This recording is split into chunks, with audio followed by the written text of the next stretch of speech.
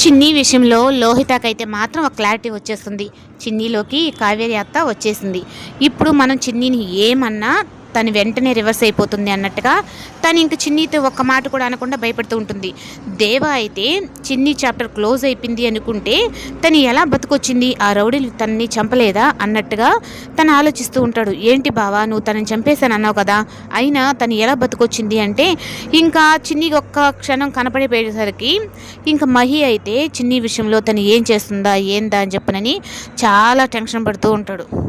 ఇంకా శ్రేయ అయితే ఏంటి అత్తయ్య మామయ్య చిన్ని విషయంలో ఏదేదో మాట్లాడుతున్నారు, అయినా కావేరి చనిపోయిన వాళ్ళు రావడం ఏంటి అని చెప్పనని అసలుకి నాకు ఈ చిన్ని టార్చర్ ఏంటి, తను ఎప్పుడు ఈ ఇంట్లో నుంచి వెళ్ళిపోతుందని చెప్పని అనుకుంటూ అనేటప్పటికీ ఇంకా సడన్గా అయితే కాఫీ కప్ అయితే ఇంకా శ్రేయ రూమ్లోకి అయితే వస్తుంది. ఇంకా తాను తీసుకోబోయే సమయానికి మళ్ళీ అది మాయమైపోతుంది. ఇలా చేస్తూ ఉంటే ఇంకా ఒక్కసారిగా అయితే ఇంకా తను భయపడేటప్పటికి ఈ లోపలే ఇంకా అక్కడికి లోహిత వచ్చి, లోహి ఈ విధంగా కాఫీ కప్పు ఇక్కడ ఉంటుంది, మళ్ళీ అది మాయమైపోతుంది, ఇది ఏమై ఉంటుందంటే ఈ లోపల ఇంకా చిన్ని అయితే అక్కడికి ఎంట్రీ ఇచ్చి నేను చిన్నీని అనుకుంటున్నారా, నేను కావేరిని అని చెప్పి వాళ్ళిద్దరిని భయపెడుతుంది.